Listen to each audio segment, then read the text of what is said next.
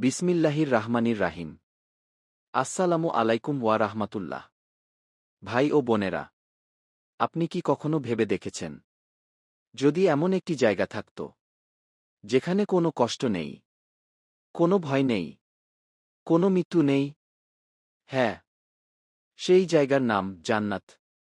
কুরআনে আল্লাহ বলেন, সেখানে থাকবে সবুজ বাগান, ছায়াময় বৃক্ষরাজি, আর প্রবাহিত হবে নদী, পানির নদী, দুধের নদী, মধুর নদী, এবং এমন পানীয় যা হবে পবিত্র, নেশাহীন। ভাবুন তো, এক চিরন্তন বসন্তকাল, যেখানে গরম নেই, শীত নেই, শুধু প্রশান্তি আর প্রশান্তি।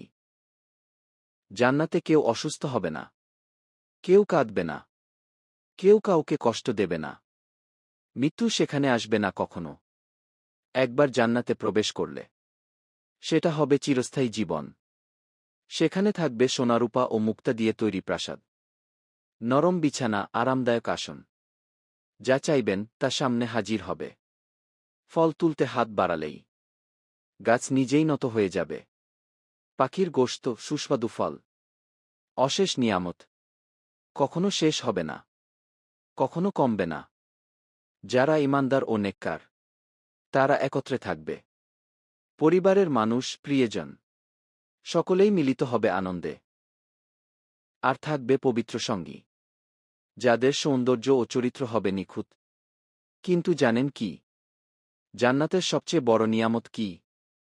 সোনারূপার প্রাসাদ নয়, অশেষ খাবার নয়, সবচেয়ে বড় নিয়ামত হবে আল্লাহর সন্তুষ্টি। আর এক সময় জান্নাতবাসীরা লাভ করবে আল্লাহর দিদার। সেই মুহূর্তের আনন্দ পৃথিবীর কোনো সুখের সাথে তুলনীয় নয়। ভাই ও বোনেরা, এই দুনিয়া ক্ষণস্থায়ী। আজ আমরা সুযোগ পেয়েছি নামাজ পড়ার, তওবা করার, মানুষের হক আদায় করার। কয়েকদিনের কষ্টের বিনিময়ে চিরদিনের জান্নাত।